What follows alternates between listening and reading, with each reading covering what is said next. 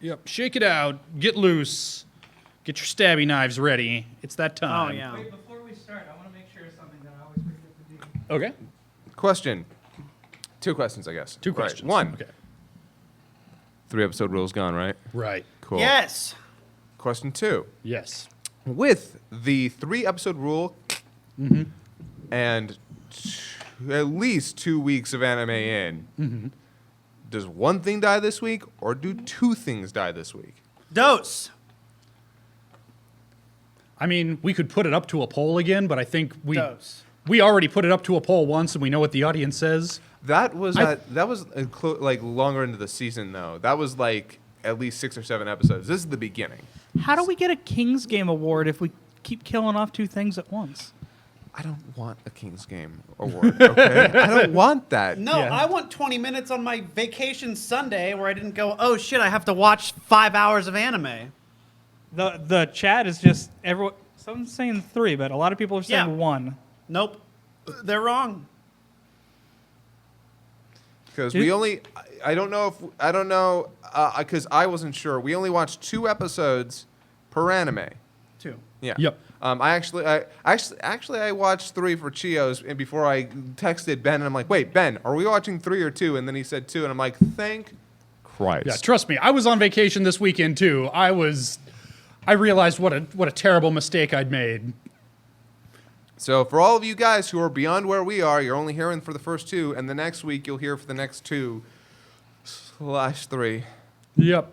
Because at least one show was at 4 episodes by the time we were recording for this. Yep. Welcome to Anime FMK, where the points don't matter and fuck my life. This is the summer 2018 season. Everybody excited? Are you excited? That's Kieran? his excited face. Haven't you seen his excited face before? That's me being excited, Yep. Scott. So, Me not being up till 2 in the morning watching stuff, Scott. yep. So You yeah. too? And there's a reason why we're recording this a little late today. I was on various planes.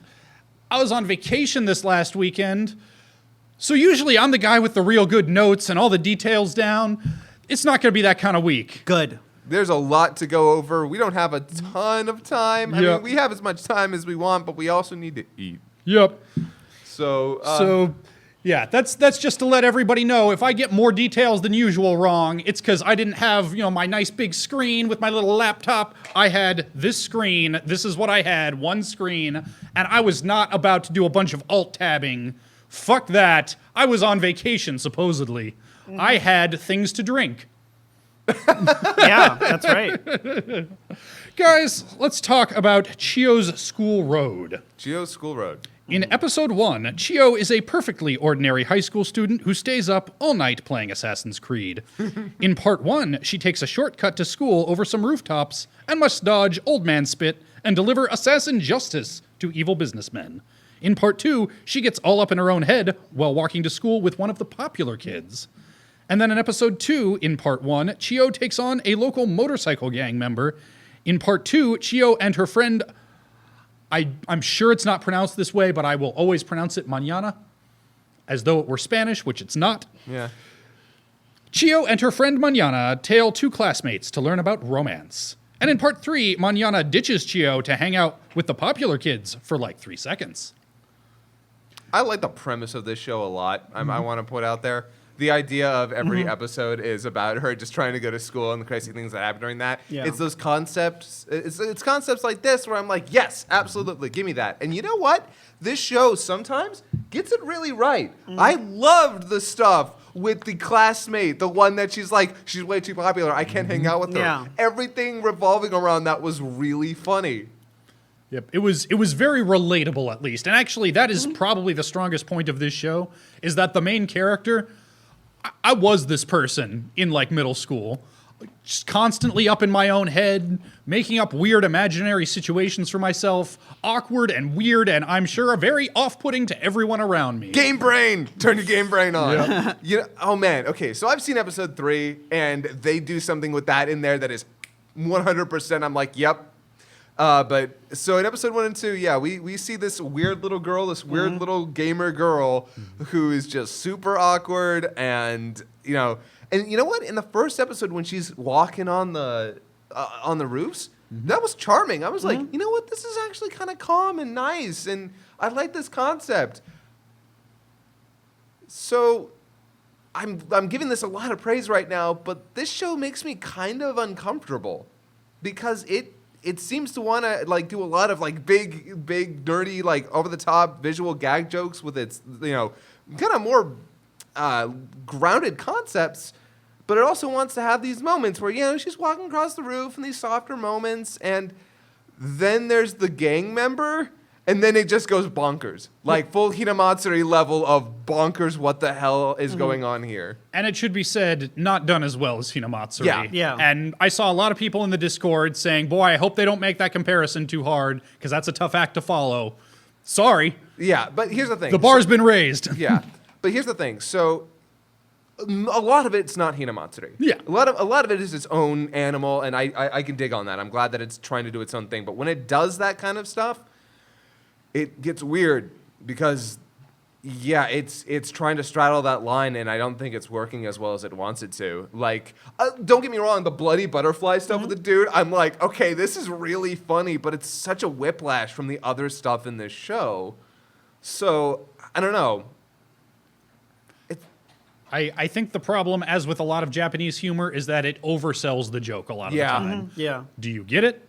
Do you get it? Do you get why this is funny? Let me pull a funny face and leave it on screen for like 3 seconds too long. With Hinamatsuri, it was always the slow creep up of the absurdity until you get a shot of Nita just wasting away into sand and then just ascending into heaven. See, that works because there's this build up to it. Here, we just get these full-on visual representations. It's not as well choreographed. It's not as well. The storyboarding's not as solid, and it's just. I don't know. I want to like this show a lot because when it hits for me, I'm like, okay, I'm into this. I'm grooving on its jive. But when it's not, it just feels a little too mean-spirited and kooky. Kieran, how did you feel about Worst Hinamatsuri? That's right. I'm taking all the heat on myself, so you don't have to. It's fine. But but please do bring it, because I don't get it. I feel like this is this whole season. This show is just it's a 6.5. Maybe on a better moment it's a 7.5, but it's just like it's just so middle of the road and so just okay. And my desire for something that is just okay after having watched all this other shit is so low. Where I'm like, if this isn't blowing me away, I don't care to watch this. Have you seen Nichijou? No, not yet. But like, I'm certain that this is worse than Nichijou as well. Yes, actually, this is Nichijou for gross people. Okay. Which is to say, if you like this, you're probably not gross. You probably just find it amusing. You are gross. That's what he means. But it also, okay, so funny enough, in episode 2, huge step down on this, but in episode 1, there's some gross fan service moments. That's what I was talking about. Yeah. Everyone's like, "What you talking about?" Like, you don't have eyeballs. Yeah, so there's a little bit of the panty stuff with her. It's not too much, but there's shots of it that are like, that was not necessary. Yeah, and in a way, they do the thing that Arrow Manga Sensei does, where they just sexualize a moment that is not supposed to be. And I'm like, the moment where she's crawling up onto the roof. Yes. And you see that back shot of her where look, it's actually not inaccurate. You probably would be able to see through her skirt there, but you don't need to show that. Yeah. The only reason to show that in something where you have full control over the medium is, I really want people to see her butt in this shot. Yeah. And it's like, she is a, like... I mean, when a character goes to the bathroom, the camera doesn't follow them. No. And not in a good show anyway. Exactly. And so, yeah. And then there's the shot where she jumps over and you see her panties for no good reason. But you know what? In episode 2, almost none of that. Yeah, none of that shit wasn't there, which is cool. But I hear that is all over episode 3, which is pretty fun. A little bit. Okay. A little bit. In fact, episode 3 has full-on sexual harassment. So, Fun. But no, episode 2,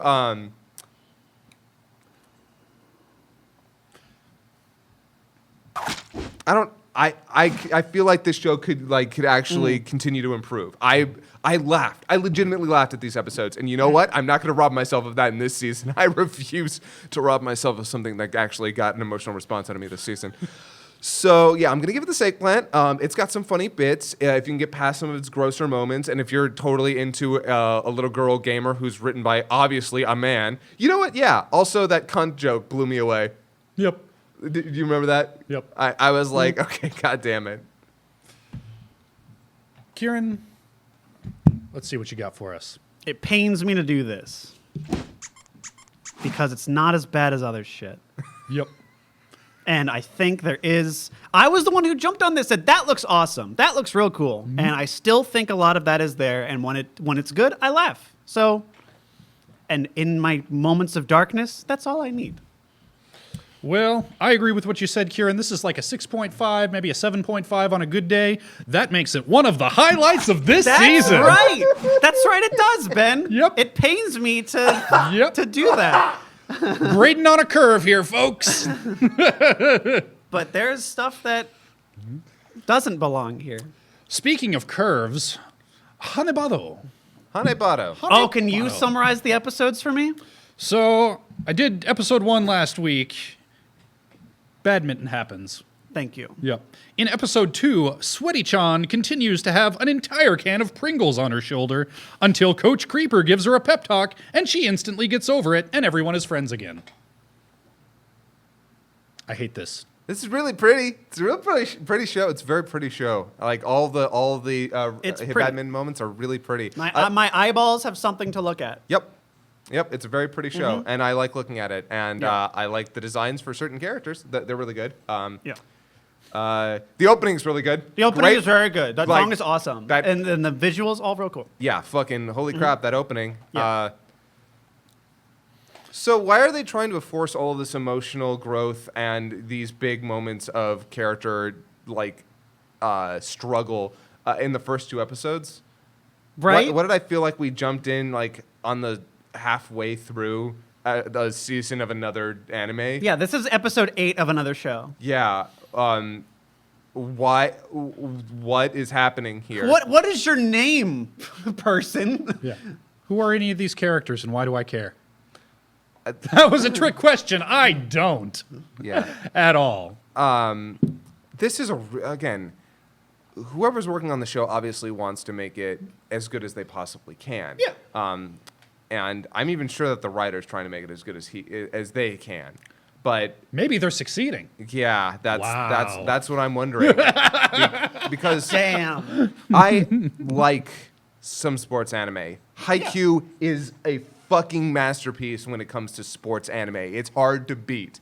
Slam Dunk all on its own is a great piece of its time and still stands up to a lot of its contemporaries. Shield 21, Prince of Tennis, all that Shonen Jump bullshit, feed it to me. I Prince love of it. Tennis turned into garbage, but it wasn't always garbage. But it wasn't at the beginning. Yeah, it wasn't. Prince of Tennis wasn't always garbage. No. Then it had fucking Olympians. Yeah. Yo, if somebody wants to tell me that in a later episode of this show a shuttlecock will kill the dinosaurs, I will watch that scene on YouTube and not the rest of this That's garbage. right. Yep. But this is trying to push too much too quickly without really giving us an introduction to these characters. And I feel like it's trying to. What I feel like the series is doing is taking your prior knowledge of how sports anime and movies work and then build off that, like, okay, you know these archetypes, you know these characters, let's just put you in the middle. Yeah. Like, you know about the ideas going at play here. But if it's going to do that, then the very least it could do is give us more character building moments that we actually get to spend with these characters that aren't just really... I don't need the Cliff's Notes version of a novel I probably wouldn't like the full version of. Yeah. Yeah. They're just they're walking mannequins who are just have their role taped onto their forehead, and they go. You have to tell them what their role is without saying it explicitly. Which is really sad because there are some moments in these episodes which really hit the mark when it comes to the visual storytelling Oh, and the totally. setup. Like, oh my God. When I say that this is a beautiful looking show, I'm not just talking about during the moments where they're playing badminton. like the actual storyboarding here is miraculous, where characters will run out a door, look to the side, and then you've got this flip shot, like, and all the colors change, the perspective changes. It's really well made, but it's boring. It's legitimately boring. And I know a lot of people are talking this up like, oh, it's really, really engaging. And yes, like I can see why some people would say that. I can totally get into that if you're just here to get like, I don't know, to watch a pretty show, but there are pretty shows with good stories. There are, Ben. Knife! it saddens me to do this because I know a lot of people were saying, I'm glad Hanebado made it in. I think it's better than Ben was giving it credit for. And you know what? Maybe it was better than Ben was getting credit for. Like, you hated that first episode. You were totally not into it. And honestly, I see more than I think either of you do, only because, yeah, visually this show has got me by the balls. Like, I love watching it because I'm just taking in all of the hard work and talent that's gone into the show. But I can't get behind this just bad storytelling. It's the kind of show you want to get canceled so that the very talented people that are making it can move on to a better show. I mean, if it worked like that, I wonder. Probably, who knows? That's how I feel about Star Trek Discovery too. Try kill! Yep. Man, I know. I'm sorry, all people in the comments who are probably very angry right now, but I can't. I hate that because when they released a preview for this, the PV for this, like a year and a half ago or something, I was like, What this the is hell? Yeah. They Oh, did that for this and then that pony racing one. Oh. Yeah. But I was like, this is beautiful. I'm not a sports anime guy, but this is amazing. Can't wait. Yeah, Garbage. So, like, if I can just get it out there, like, there are parts of the story that did work here, but they're just drowned out by, like, how about the fact that girl doesn't want to play badminton? Why is everybody forcing her into this? It's really gross. Like, look, maybe she would be better off, but that's not everybody else's decision to make. Why doesn't she just say no and walk out of the room? Because no anime girl can say no unless Yeah, they're no- being walked in while they're changing. Yeah, exactly what he said. Yep. Okay, well, that answers that question. Let's talk about Angolmois. I'm probably pronouncing that one wrong, Nope, too. that's it. Nope. Okay, hey, I did it!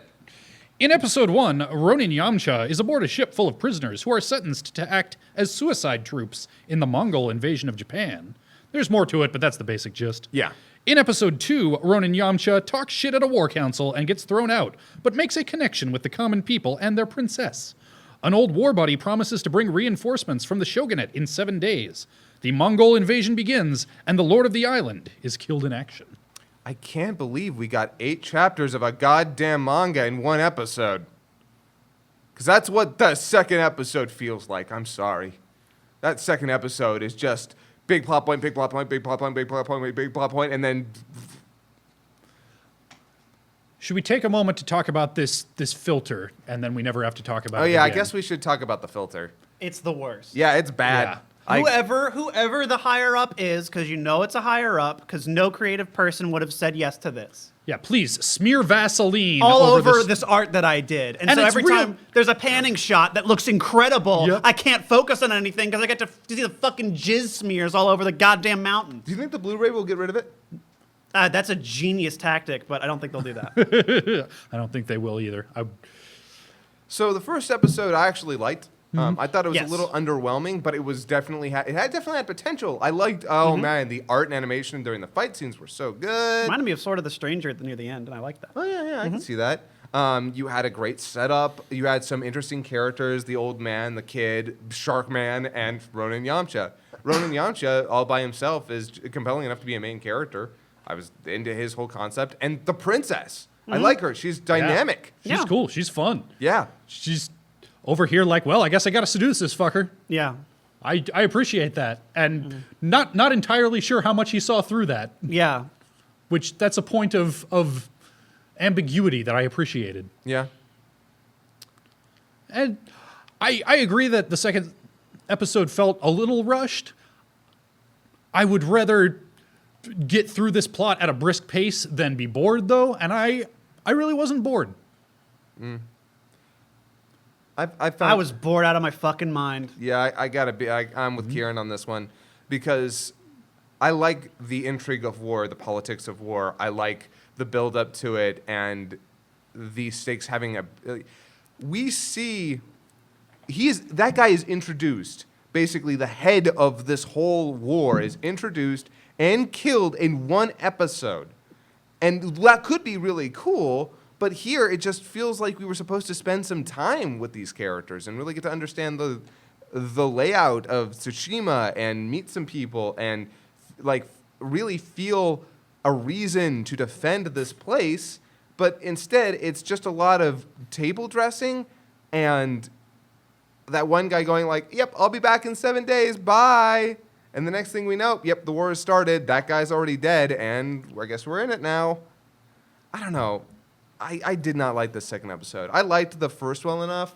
The second episode lost me hard because I just felt like it was rushing through what could have potentially been really interesting material that it had no interest actually making interesting.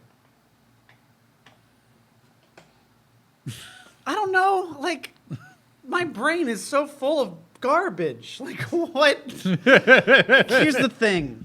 Okay, so this show it's covered in Vaseline. It looks like butt, but it looks great. It's like a pig in makeup, right? That whole thing. Actually, it's kind of the opposite. Whatever. Shut up. And it's.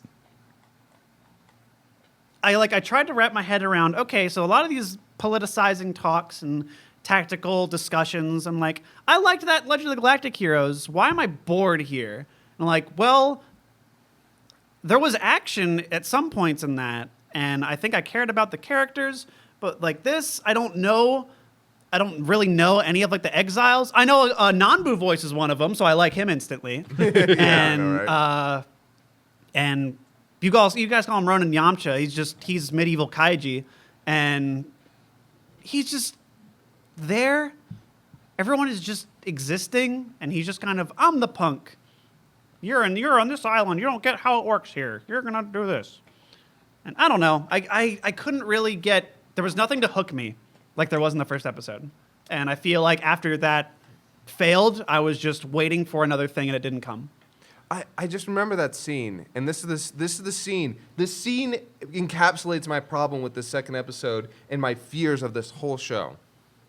So they're looking over all of these warships, right? And you have Ronin Yamcha up there, Kuchi. He's like, yeah, there's over like 10,000 or 1,000. Yeah. Like there's thousands of men over there. You guys are not prepared for this. You need a plan.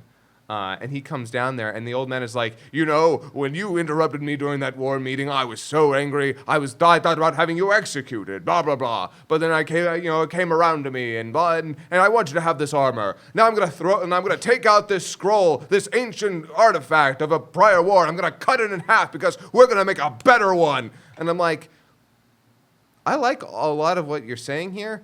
It feels like this should have been like developed, like this should have been led up to, like I should be feeling something about you coming around to Kuchi, and I feel nothing about you coming around to Kuchi. I feel like it should feel something about you cutting this scroll in half, and it's just so poorly animated and out of nowhere that I'm like, well, that happened, I guess.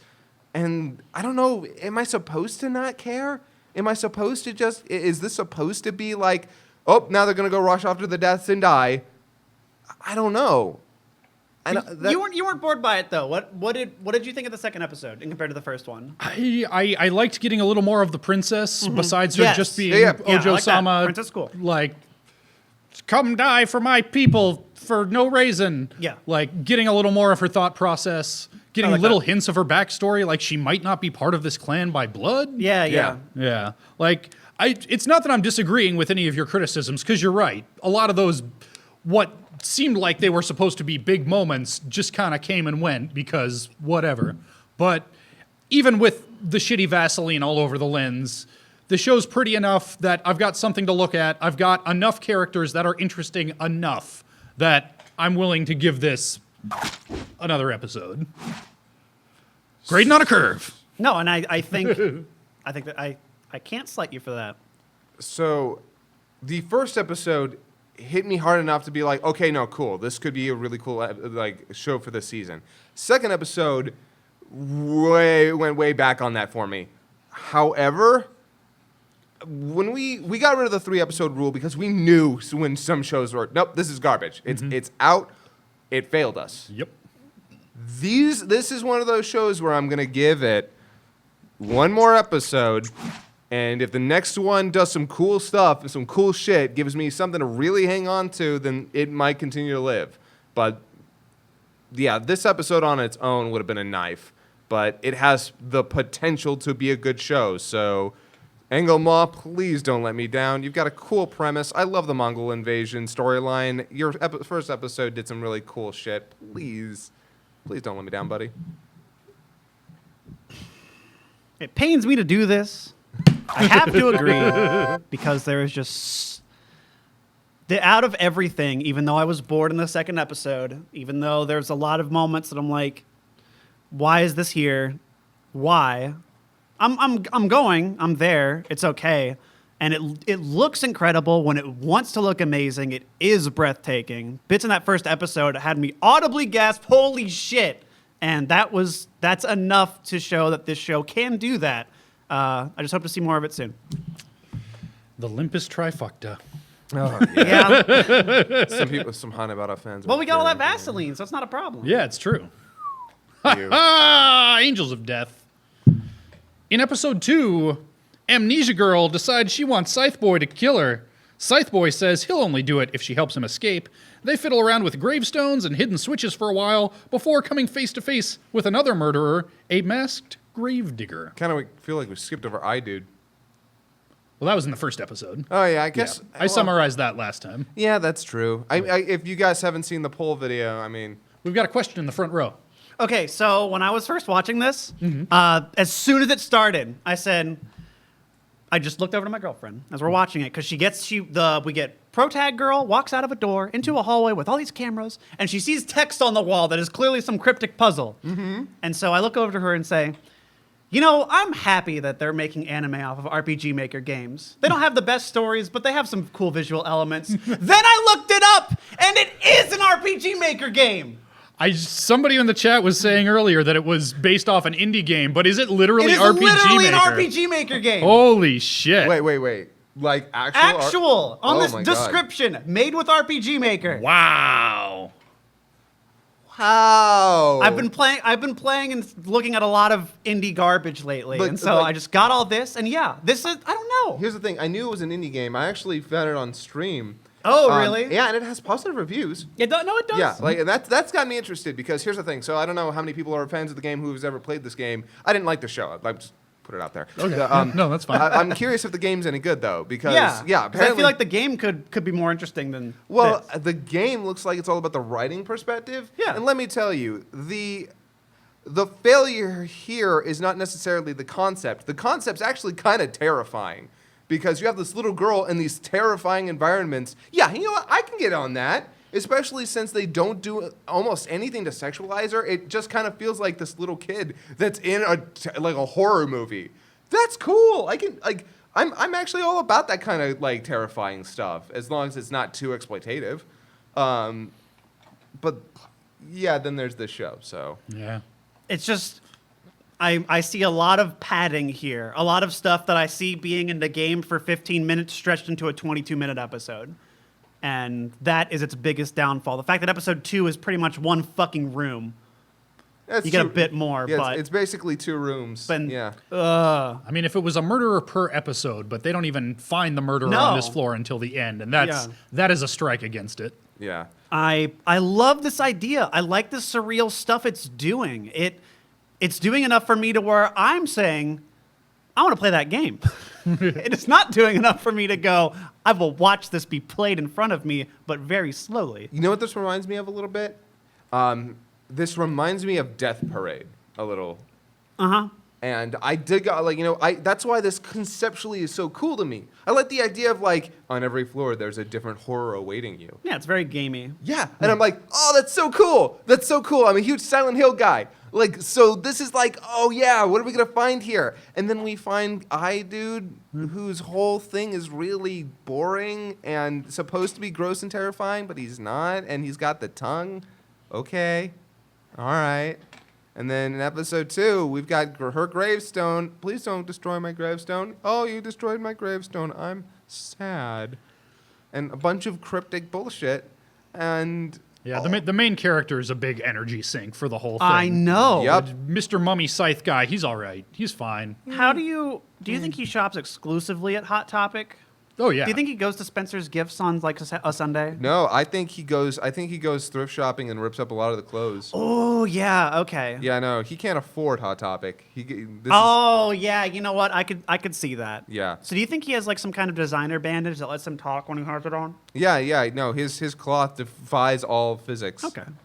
Yeah, no, he's dumb and his voice is obnoxious and his laugh is even worse. Did you like the blood filter that came on when he was swinging around killing graves? No. You know, I think that's an RPG Maker asset. And the art and animation in this could be way worse. Like that's the one thing I'm definitely gonna give it is that artistically it's okay. Like there's nothing outright bad about it. There's no scene in here where I'm like, ew, that was just poorly done. But there's nothing in here that's wowed me either. And its horror elements are being underplayed by the fact that the secondary character is just this obnoxious motherfucker with a scythe. Like, I really wish...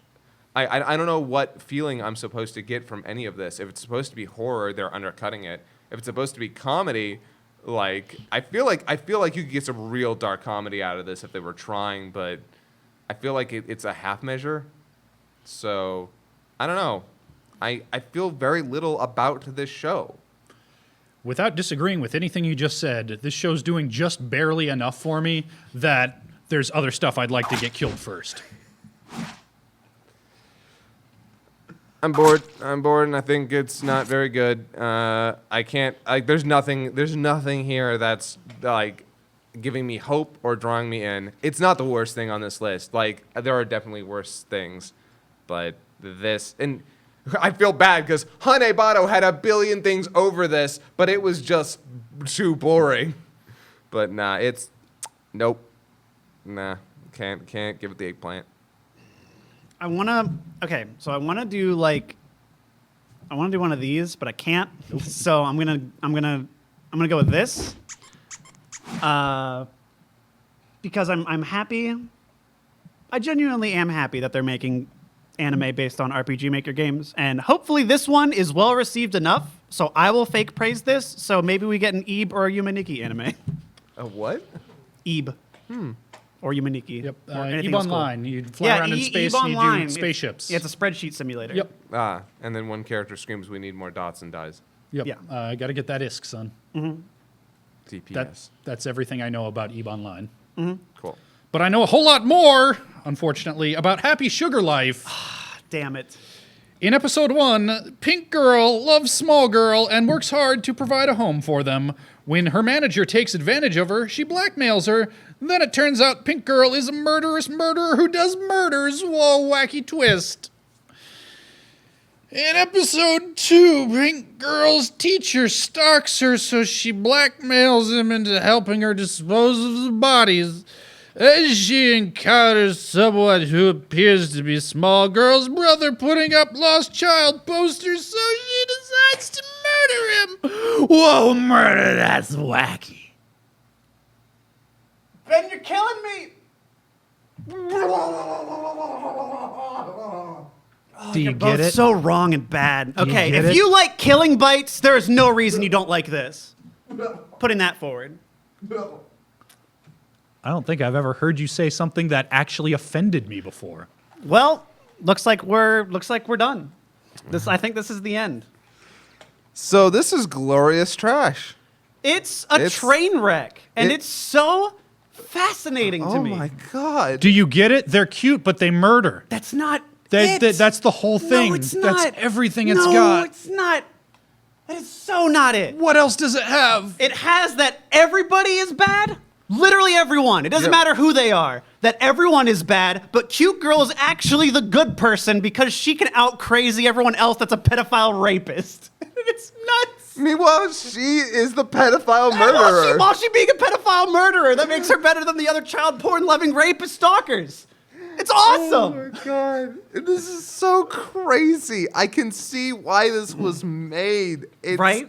It's like somebody was like, can we make the most offensive piece of media we could put on television? But at least it's something for my eyeballs. At least I'm seeing something. And here's what the way I will say this is I don't think that all content or all things you consume have to be objectively good. I think things have to be made with enthusiasm or something to intrigue or bring you in. That is the reason you consume stuff and watch stuff and engage in things, because you want to be engaged. So if I'm bored, I always say that's the cardinal sin. If I'm bored, I hate that. It is so much more rare for anything to offend me. So this doesn't bother me here. This is doing something with a team that fucking loves it. They are going insane with the backgrounds and her eyes and all the effects here, and everyone is going nuts because everyone's fucking insane. Yeah, and I love it. I think that's the part that gets to me most, is that I know exactly what they're doing, and they're going whole hog into it. And they're fucking that pig. Oh man, And it's so good. Oh my god, yeah, no, it's sort of nuts because, like, they know you have this character who is out crazing the crazy I people, know! and that's its whole premise. Its Yeah, whole that's premise is that, like, all right, like, you already have her. She's already creepy and a bad person just Yes. by virtue of what this show has no allusions to that. No, this bitch is just as crazy as everybody else. So you have this absolute monster just trying to live her life. It's kind of like, it's like Dexter. Yes. Except, like, none of the redeeming Yes. values. I know. I can't. I hate this so much. I want you to know, like. Good. I'm glad. This is you laughing while saying that is what I like to see. That means it's doing its job. Poor Ben over there is just saying. No, Ben is having none of it. And you know He's what? very mad. That, if I had to be honest with you, Ben, that is the right response that you should have to this. Because when I was watching this, I was sitting back in my seat going like, holy shit, if I were like 16 years old, this show would be the coolest thing to me, because it'd be like, oh my God, their relationship is so cute. Oh, but she's actually evil. Oh my God, that's so weird and crazy and But, you know, as an adult, I sit here and I'm like, this is, oh my God. I don't know what to do with this. I don't know what card to hold up because, again, you know, I know exactly what to do with this, because I don't like this cutesy moe bullshit, and I don't like this edgelord bullshit. I don't like the taste of ass, and I don't like the taste of vag blood. Why would I like an ass and vag blood sandwich? I hate this. I hate everything about this. Oh my God. You know, usually I would, there's a part of me, there's a sick part of me that wants to hold up an eggplant just because of that response. But here's the thing. I'm going to hold this up because as 2 episodes, I think I got what I wanted out of this show in terms of like, oh my God, what did I just watch? I don't think I need to see any more of this. I don't know if I want to see any more of this. But I know I'm going to, because you know what? This awful person who I call one of my best friends is going to hold up that eggplant, and we're going to watch I'd hold another up episode. 3 if I could. I'd make up for all of you. I'd pull out my 2 spare dicks and do it for you.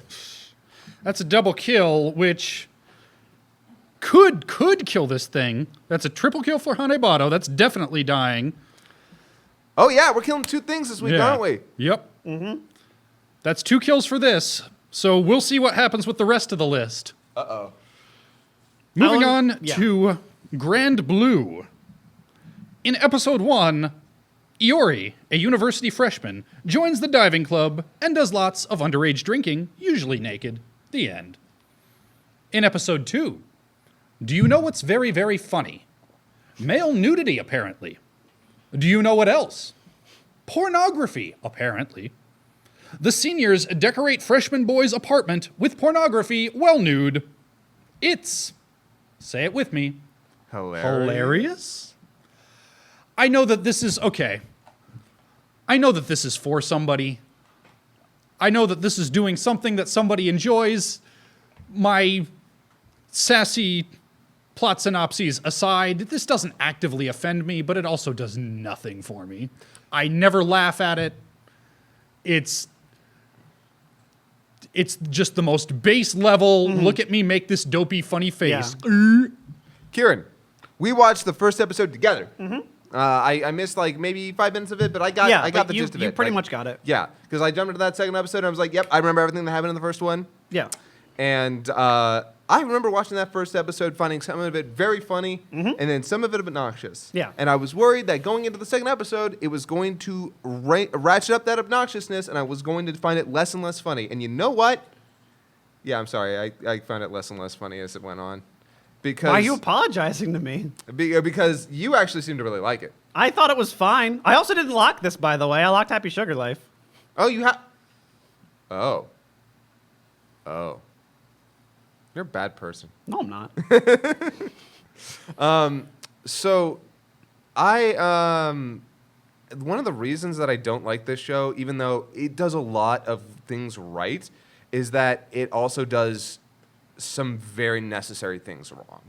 It wants to have moments where the characters get down to earth. Yeah. And you cannot have that in a show where you have two characters so dumb that they literally dress your room up with nothing but pornography. You can't do that in a show where guys just run around outside naked. You can't do that in this show.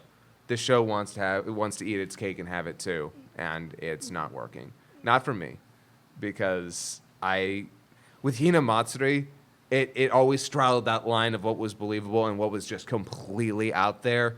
And with even with fucking what was it? Tiramisu. Yeah. It never gave you the illusion of trying to do something serious, and when it did, it yanked that out from you immediately, and in sometimes brilliant ways, and sometimes not as brilliant ways. Yeah. You have good anime comedy that can do both, but you have to find a balance, and this show does not have that balance. You can't go this crazy and then try to be this sincere.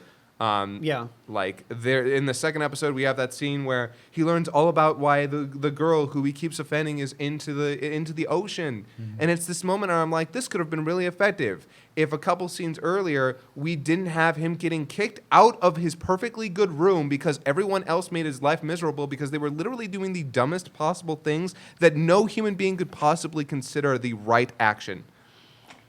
See, the earnest bit was a scene at the end of the second episode. Yeah. I think I wouldn't have minded that if I'd found the comedy funny. But because I didn't find the comedy funny, I wasn't willing to go with the earnestness either. I don't think that's not the problem that I have with this show. Yeah. I think, like you said, this is for somebody. I feel like this is definitely for a younger audience or people maybe in or about to enter college. And I don't know. I see enough of the laughs from episode 1 and think that there is promise there, at least for me, for what they could do with it in the future. But episode 2 there was nothing funny. I don't think I laughed once. Thank you. No, No, episode 2 had funny. There was one joke that I kind of liked. What joke? The opposite of this. Oh, okay, they make it all men. Okay, no, that was fine. But if I hadn't seen that coming 3 miles away, I might have laughed. That's fair. I didn't. I by all means, I probably should have. But I didn't see it coming. So it was like, okay, what is the opposite of that? Oh, duh, men. Okay. But the fact that I didn't see it coming. But then again, the whole dressing his room up thing was a bad joke to begin with. It's a dumb setup. Yeah, That has two outcomes, and we saw them. Who cares? Yeah. Oh my God. And then the scene where she comes in, that girl comes in and sees her head pasted on the wall. At that point, that is an event horizon for being friends with that man. No, there's not. If you legitimately believe that it is his fault that is something that he did, and that is something that he had a part in just for the wrong reasons. No, they're cousins. Oh my God. They don't have a choice. Oh my God. Can't wait till they fuck. Oh my God. It's not terrible, but as of episode 2, it's not great. That's fun. I also don't think it's terrible for what it's worth. No, it's terrible, but there are depths of terribleness that that it has not sung to that Yes. other stuff on this list has. That said, I've got no interest in watching more of it. That's a double kill. Which means we've potentially got a tiebreaker on our hands. Right now, Hanebado out. Happy Sugar Life and Grand Blue tied with 2 kills apiece. Unless something else gets a triple kill, it'll come down to a poll between those two. Oh, damn. Yeah. But nothing is certain yet because we've still got to talk about Revue Starlight. Available now on High Dive. In episode 1, Crownhead goes to a prestigious all-girls acting school. When her childhood friend Starhead transfers to the same school, she gets sucked into a weird David Lynch nightmare where the students have magical girl battles in front of a giraffe. In episode 2, Starhead moves in with Crownhead, making Crownhead's current roommate Normie Girl jealous. Crownhead and Bellhead have a big, silly magical girl fight.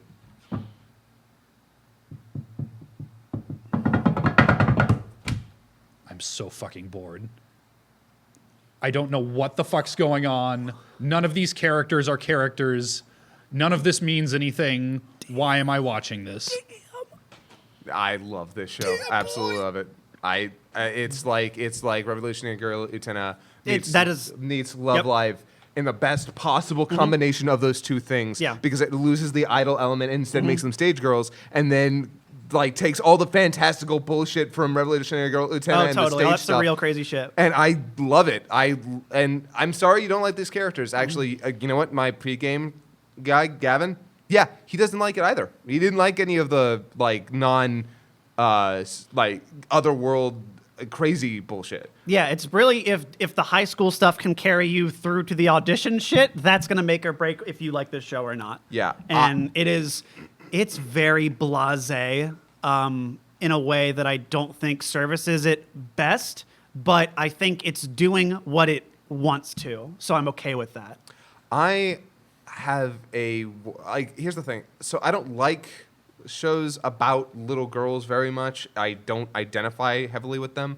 But what I do like is its focus on stage acting. That all their drive is to be, I want this part or I want that part. And their interest is, I really like when you have, I think it's Juna or Jenna? The girl with the glasses, Juna. Mm-hmm. Yeah. Yeah, you have Juna and that scene where she tells them all, like, if you don't want to be the main character, you're not trying hard enough. Like, you should be settling for the, you should have to settle. You shouldn't be happy playing the second part. You should be like, I'm still gunning for that first part. And, she's a bitch. She's a bitch to everybody, but she's got this flair for the dramatic. She's in it to win it, and she cares. And that's the part of that, like, I dig on that character. The moment she showed up, in the first episode where she grabs the girl and then does the, like, that dip with her. Yeah, the dip. Yeah, she's showing off how passionate she is. And you have these other girls who are in it for other reasons, and I dug on that. And I don't know, it's told so well visually that even though I don't learn a lot about these characters in the first episode, it's got me intrigued. I'm curious. I want to see more. What the back half of the second episode reminded me of, you've played this, I don't think you have. The boss fight with what's her face in Nier Automata. The stage actress robot who then summons these mannequins and everything. I was like, that is straight from Automata.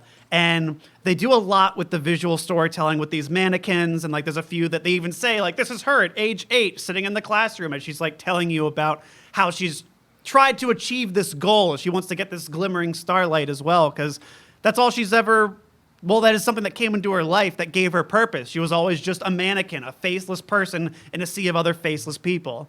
And that's the one thing that'll give her identity. I'm like, that's really fucking neat. I like that. And I saw a lot of parallels there with that boss fight in particular. If you see it, you know what I'm talking about. But the fact that it could even make that connection in my mind, I was like, that is a sign that this is doing something I appreciate. I might not be digging the high school segments as much as I think the show wants me to, or as much as it could, but hot damn, the back halves are incredible. You just have such great visual storytelling. Yeah. Here. Like a lot of the faces, a lot of their actions are telling you a lot. Like again, with the whole mannequin thing, I love that. That's so cool. Like, and then, oh god, at the end of the second episode, where the two best girls in the school, you don't even get to see their fight. You only Yeah, get to see you who see- lost, and it's striking. Yeah. Because throughout the second episode, you get that one moment where the other one leaves early and the other one's staying late, and she gives her that dirty look. Yeah, bitch, you were never gonna beat her. And Yeah. that was just the look on her face after she's beaten. I know exactly what happened there, and it's so good. Yeah.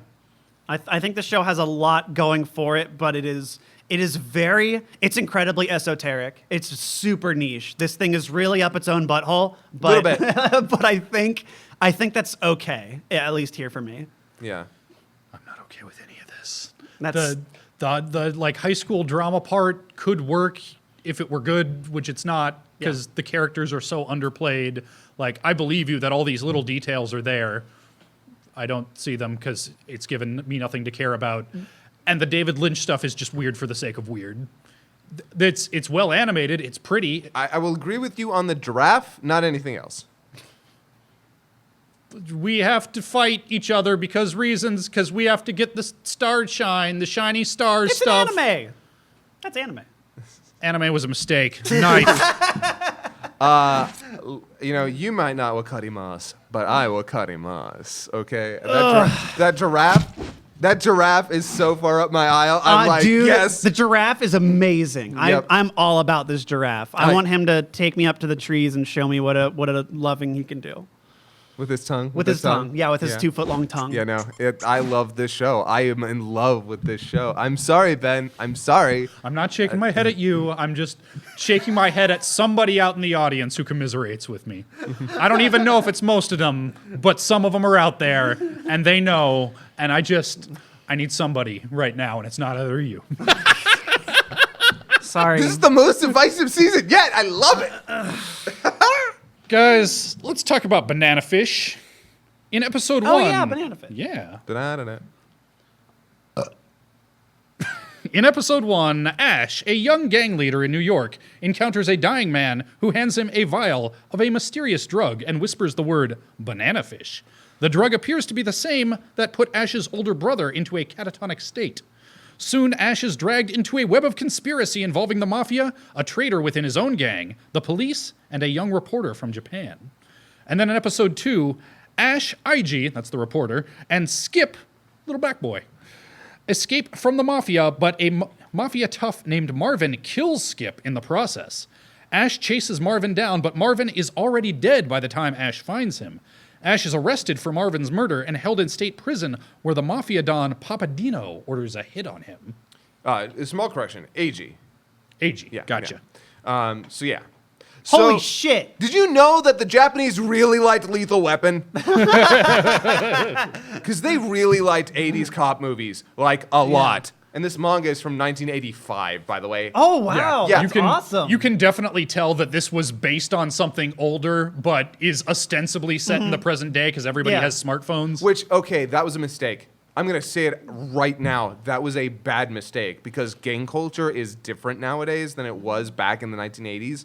And it is also, like, a lot of the sensibilities and designs going on here are straight out of the 80s. These do not fit modern day very well, and it's kind of bugging the shit out of me. To me, it's such a minor thing that I really don't care. You can call them scrolls or call them phones. They serve the same purpose. Yeah. So it's whatever to me. I'm like, cool. This is basically I get Batman vibes from this. It's the future, but it's basically the 80s. Yep. But yeah, this is a fucking ride. And This is very cool. I love it so far. I do. Okay, I want to get something out of the way because I can't not talk about this. Yeah, It's kind of a. It's the elephant in the room. yeah. Go ahead. It's the big gay elephant in the room. Oh yeah. Yeah. So 1985's Japan taking on 1985 American politics and ideas, and Yeah. it's a little. Marvin is a little uncomfortable for me because I'm like, oh, you're one gay character, and he's not only a rapist, but he's also a perverted pedophile. And also, who's making these magazines? Quick I know, question. right? They pull out these magazines of fucking child porn, like full on print copies, and I'm like, what? Who? Is that the underground for child pornography? In the 80s, I think it kind of was because they didn't have the internet. Yes, and that's another reason I'm like, oh yeah, if you just made this couple like CDs or like some printouts, maybe you might have had Or just keep it set in the 80s. keep it. And that's what makes it not bother me because, yeah, like you say, smartphones, yeah, they were shown on screen for 2 seconds. I can pretend that didn't happen. Yeah. But okay, so I want to get that out of the way that this makes me sort of uncomfortable. Yeah. But I'm also taking sensibilities of the time and I'm trying to just pick that up, put that where it belongs. Like, okay, I know that there's probably better representation in the show. I've already heard this is a shoujo manga. Mm-hmm. I'm pretty sure that, they just wanted somebody who could capitalize on a tragic past of Ash, which had to do with child pornography. So what do you do? Do you not think that Ash and Eiji are going to end up together? Oh, I wholeheartedly. Yeah, so that's what Eiji's going to heal Ash's wounded heart with his boy kisses. That's Yeah, right. I'm not. I think that alone is why I'm like, yeah, Marvin happened, but I don't think that's all that there is on that. Yeah. In that subject. So, but I want to touch on that because it's. Yeah, you gotta. And I'm not going to harp on it because I like this show. Visually, it's got such cool things going on. Its designs are great. Its characters are interesting. It's very adult. I can't believe they killed Skipper. So Yeah, damn. I loved that. The fact that I was like, okay, we're in for a real ride. Yeah, this show, Skipper was one of those characters I wholeheartedly expected to be there till the very end. Yeah. But no. Like, this show is like, hey, by the way, we've endeared you to this character greatly. Second episode, bullets in him. Like, oh, shit. Yeah, they did more to make me like him than, what was the name of the little orphan kid in Megalobox? Sachio? Yeah. Sachio? Oh, I mean, I loved him by the end. But at the beginning, totally. yeah. But yeah, in the beginning, he was just kind of whatever, stock, tag-along orphan kid. Yeah. But yeah, if they'd killed fucking Sachio in the second episode of Megalobox, like, mind fucking blown. And I like this kid way more as of episode 2 than I did Sachio. He knocks that dude over the head with a liquor bottle and kicks him in the face. And I'm that like, you are the best. And all the action, really, this whole show looks amazing. All the action is so fluid and dynamic in a way that I'm like, what are they doing? Yeah, What money are they pulling? What gang money do they have funding this show? right? It's crazy. I will throw out there that as of the first episode, I was feeling a little lost because it throws a lot of characters and names and plot points at you, and it, on the one hand, it's a good thing because it avoids that thing where two characters talking say, as you know, here's our entire situation for the benefit of the audience. It just throws you into the deep end, and I'm like, oh boy, I'm also not for nothing. I'm not taking very good notes. I'm on vacation. I really just want to get through my watch list so that I can go play frisbee golf with my friends. But by the end of episode 2, it's like, no, okay, I'm caught up. I feel acclimated. I feel like I know who's important. Take me. Let's go. Yeah. Take me on this ride. And I think that first episode has something to do with the fact that it is adapting a very, very long-running manga. Like, this was from 1985 to 1994, I think. So you've got 9 years worth of manga, which has me a little bit afraid because I'm like, okay, what are you doing, Banana Fish? Yeah. You've got a lot to adapt. How are you going to do this effectively? But yeah, no, I like Ash. I like Ash is awesome. Yeah, Ash is pretty cool. Eiji very quickly proves himself to be more interesting and capable than initially thought. Because I was like, oh, please don't be useless. No, he grabs that pool. He pole vaults it, man. And I love Skipper. He's like, yeah, let's go out fighting. And he's like, no, I'm gonna pole vault it. Now that bit was pretty silly because that's not how. Okay, just random pipe from an alley does not flex the way a pole vault. Yeah, that was a little ridiculous. That took me out of the moment a little. What 80s architecture was a lot different. They used the same piping for all those things. You're probably 100% right, but in the moment, I was still like, oh shit, well, what's gonna happen? And I just love the fact that it's like, by the way, there's no padding over there. You're probably gonna break your arm. It's like, I don't fucking gonna do it. It's pretty cool. I don't know. I dig on this show. It's got some stuff about it that's definitely not aged very well, and it might. I'm a little bit afraid that it's just going to. I don't like Toothless. Toothless is bad, but I'm a little bit afraid that the series might go in the opposite direction and be a little too. Just nihilistic. Yeah, a little nihilistic about it. A little too violent. A little too. I don't know. I'm a little bit worried about that because again, this stuff it's a really cool concept and a great setup that's presented very well. I'm just hoping that it finds a good balance moving forward.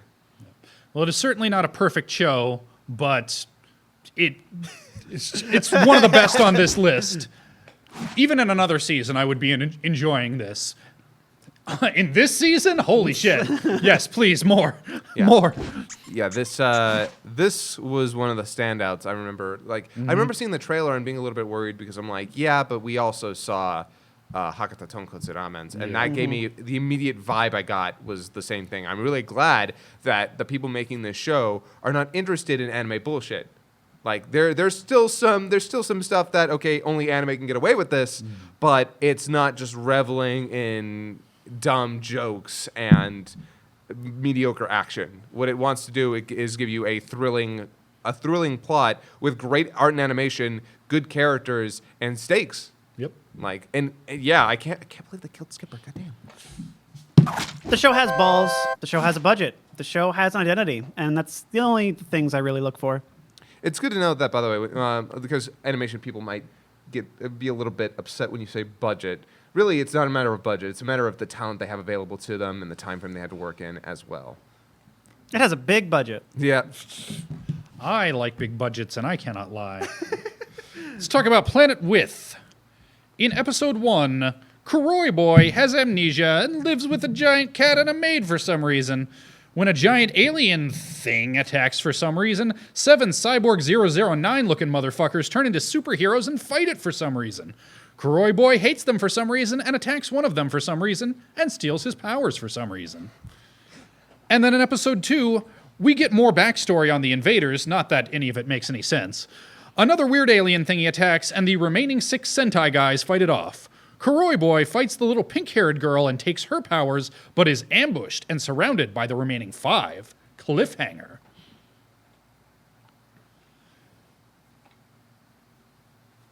This is why I watch anime, by the way. No joke. This show is why I watch anime. I watch anime to see something that could not be done anywhere else. This couldn't be done anywhere else. Nowhere else could this be done. So the first episode introduces you're sitting there for some reason, and I agree. A lot of it's why is this happening? But the one thing that I feel like that it does is that it delivers it in such an interesting way that it makes me wonder, okay, but why though? I want to see why. I want to know why. Because other than the main character who's dragging this down just a little bit for me with his attitude, although the fact that he's continuously misled or denied the one thing that he wants most is a running joke that I'm actually appreciating more than I thought I would, considering I usually don't like this. That's exactly the kind of anime bullshit you were just saying you were glad Banana Fish didn't have. Yeah, God, it is so stock and tedious. Fuck that. See, when it comes to the dub anime bullshit, it better, if it's gonna go full anime, it better go full anime. One of my problems with Hakata Tonkotsu Ramens is that it tried to find this balance point of this kind of real world scenario with all these crazy things happening, and it never did it enough for me. It never went crazy enough, and it never got serious enough. This is crazy. This is a bunch of crazy. It's one of the reasons I like Fooly Cooly is that there's a bunch of crazy going on, and then you're only learning more and more about it as it goes on. Although I think this has more of a point and is more coherent. And that's what I think. I think your comparison to Fooly Cooly is really apt. This feels like it came from the year 2003, and you've seen this. You saw this in a fucking Blockbuster somewhere and forgot you watched it when you were homesick. This show it's so anime. And I love that. It is doing everything it needs to do, and it's not trying to subvert anything. It knows exactly what it's doing, and it has these crazy aliens, Razafon-ass looking motherfuckers, and then you have these insane flashbacks that they have psychic warfare in bright colors and the fluidity that which everything moves, and the CG I actually think looks pretty good, but I see absurdity here with a purpose. I see absurdity that is not just there to go, ha ha, random. Which, when I was younger, that's how I saw Fooly Cooly, and I hated it. And then I watched it back later, and I was like, no, this is just more James Joyce shit. It's just stream of consciousness, let's go nuts. Punk attitude, everything. And this is just that kind of same approach, but more towards a rigid anime structure with kind of this mecha topping on it. And it's so interesting. Yeah. I'm really intrigued. Now, you say it's not trying to subvert anything. Yeah. I would say with one exception, which is that in another show, these 7 superhero Sentai people would be the protagonists. Oh, yeah, and that's the part. Yeah, that's one of the things that's got me so interested is that our main character is a villain ostensibly. Like you look at him and his whole perspective. That's why I'm so curious to find out what his motivation is, because they're not flat out telling you. But the cool part is, in the meantime, we get to see the lives and interests of these other heroes, these actual heroes. And that's all the psychological warfare stuff is so like, good. That got me immediately. And As soon as you mentioned like the scene with the firefighter and everything, and the pilot, and him in the first episode, I was like, I need to watch that right now. And Yeah. you are not wrong. That was really cool. Yeah, I love that. What Yeah. a great concept for villains. Yeah, they like their way of beating you is putting you through the psychological ringer, and the only people and these heroes are the only ones who can beat them. And then I love the fact that that's not the point. Like, yeah, they can break through it, but then they get defeated. This feels kind of like a video game structure in a way. Yeah, a little. It feels like it feels like you'd be playing through the game as each of these heroes, and then you'd get beaten immediately afterwards, and you wouldn't be able to do anything about it. So then you'd switch to the next character. Yeah, go to the next dude. But I dig on that because I like learning just enough about these characters to make them interesting, and then moving on to the next one. Yeah. It keeps things brisk and changes it up. And the art and animation is all either good or great when it needs to be. Yeah. So you said that reversing the roles of protagonist and antagonist was one of the things that intrigued you. That is also one of the things that intrigued me, of exactly one thing that intrigued me. This show is incoherent, it's random for the sake of random. You can tell a good story without peppering it with all this anime bullshit that only serves to distract. I didn't care for this show. So this is sort of interesting because we've seen Also, I didn't like Fooly Cooly Fight Me. Oh, yeah. So it's sort of no surprise that I'm not digging on this either. Sorry, go ahead. It's fine. So this is where you're definitely going to see, because in the past we've had differing opinions on what we like out of anime, but usually there's something that we kind of see there. It's like, I like this, they're just doing it badly, while the rest of us are like, I do like this, and I think they're doing it well. This is just a flat out, this is not for you. This is not for you, and this is wholeheartedly for Kieran and I. Yeah. No, Kieran and me. That is how I would say that. I think this is fascinating. I'm really, really hoping that it continues to get psychological, because I think that's its best feature. I think it trying to be psychological and exploring that stuff might be to its benefit. Its action stuff is good. It's not great. It's not amazing. It just does its job for the most part. But its way of building the story, building its characters, building its world is something that I'm digging on. I like this cryptic nonsense, especially considering that it's slowly dripping us the details. So The line that stood out to me the most, which I thought was the most interesting, was that in episode 2 with the maid talking to the protag, saying that we're kind of on the same side. Like, us and the invading aliens are kind of the same thing, but we're pacifists. We think that humans should learn not to evolve for power, but to evolve for love. And that was really interesting to me. What does that mean? And at the end of the flashback in episode 2, this black text comes up with the girl fighting and falls apart after she beats her friend, but then she gets this flash in her head that says, it's okay to be weak. And then she just shatters. And that hit me so hard in a way that, like, it's really simple, it really is, but it made me think that I'm very interested to see what this show is trying to say about this kind of genre of anime and the motivation of do it for power because you're the best, because fuck everyone else. I wonder what it's going to say about it. I hope it says something cool. yeah. Guys, we got one more show on this list, and it is Cells at Work. In episode 2, when an external abrasion opens a hole in a blood vessel, bacteria invade. The white blood cells fight off the invaders, while the platelets coagulate the blood and plug the hole. White and red, our 2 protags, are stuck there for 3 days while the new skin grows. So I noticed that for all the shows that you had watched, you gave us the episode 2 synopses when you gave us the episode 1 synopses in the last one. Yep. Yeah, for anybody who might have missed that video, yeah, so the idea is it's Osmosis Jones. But anime. Yep. Very anime. So, I mean, I think, I'm going to make an assumption here that we all like this show. Yes. Yes. Okay. It's very light and fluffy. I don't know that there's much to say about it. It's sort of interesting like that because I like this show. I like what it's doing.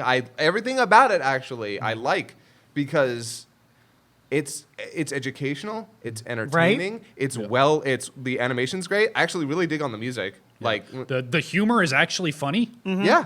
It's that level of edutainment that I think is so rare to find, but whenever I do, I'm so happy. Like Yeah. getting the Angry Zoo books and Killing Bites was really fun. And this is to a lesser extent that where it's just like, look at these things that are real but magnified to this crazy level, and it's really fun. I dig on that and learning a few things. Let's learn about some bacterium along the way. Also, oh my God, the platelet. I know. Did you talk about the platelets in your summary last time? They are small and adorable. They're so cute. They're the best. I usually hate when anime points out that something is cute within itself because it's like, don't fucking do that. Don't tell me it's cute. I'll decide if it's cute. I was love right that. there going like, oh my God, look at them. It would be unrealistic not to have the main characters melt inside every time they see them. I agree. Trying to get down the steps, taking like the small little baby steps. It's a shame they only have 8 days to live. They're the best. I love the fact that they're the force to be reckoned with. I love that. And it's a shame that every character we know is now part of a dried scab and is presumably gone. Yep. Episode 3 must have a new cast. That's my headcanon, is that every time we see red and white, it's a different red and white it's a that are different one. identical. Exactly. Yep. Because, logically, they're in that scab forever now. Yep.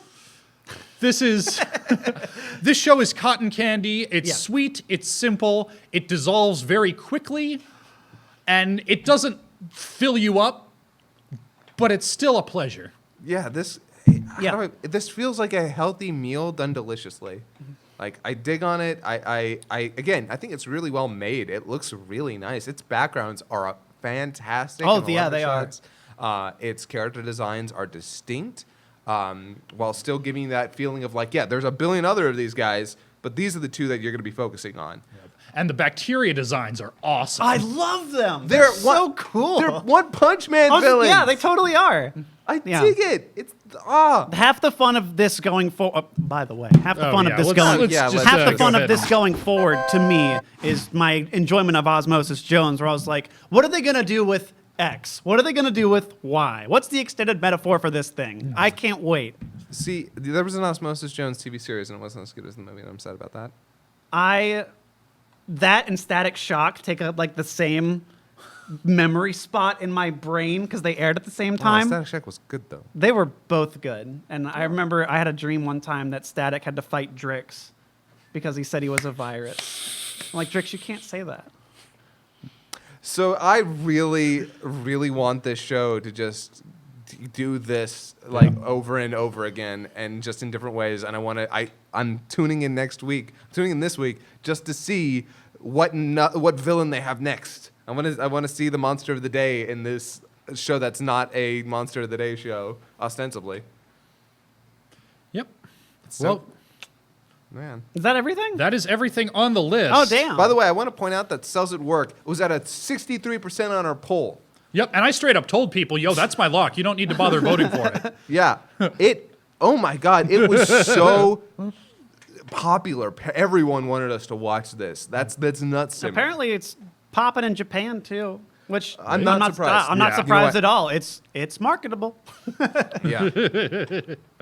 Well, it's not marketable. What? Hanebado, That's right. it's dead. It probably is marketable, just not to us. I might watch episode 3 because I think it's bad. I think it's poor storytelling. I think that they made a mistake with these first couple of episodes. Maybe it'll get better. I understand why people like it. I understand why people will continue to watch it, and I understand why people will be angry that it's gone. Especially considering that we kept maybe one or two you guys voted for one or two shows that honestly, if are going to be more controversial Yo, that is. I at don't no care what point- anybody thinks. Yeah, that is at no point a judgment on quality. That is a judgment on, do I want to dedicate another That's 20 right. minutes of my personal limited existence on this earth to this? Yeah. Yes. We have an amazing hashtag going on in the chat. Oh. What? It's just save sugar life. Yes. And it's not just like a few people just keep doing it. There's No, a lot it's of everybody. people. Because all right, so now we have we have a the final poll. moment. We have the poll. Yep. That is between Happy Sugar Life and Grand Blue. Correct. Yes, All right. Grand Blue will offer nothing. You guys like to see the show. You guys like to watch things. I'm appealing to the audience here. You guys like to watch us. You like to watch reactions. You watch reaction videos on YouTube.com or Twitch.tv. That's why you're here. Grand Blue gives none of those. Happy Sugar Life, you will always get at least one reaction face from one person on this, and that is why you should vote for Happy Sugar Life. And regardless of if it is on the show or not, I'm watching this show until the end. I can just tell you that. And I'll come in here and tell you what happened every week. I'm not going to tell you what you should vote on. I know what you should vote on, and you know what you should vote on. And it's up to you whether you act on that knowledge properly or not. Look, Happy Sugar Life is the worst kind of garbage. No, not the worst kind of garbage, because then it would be boring. But it is terrible, glorious garbage. That's right. So It is the worst kind of garbage, except for the rest of the garbage on this list, which is an equivalent level of garbage. It's right there. But it's at on least an it's equal not playing boring! field.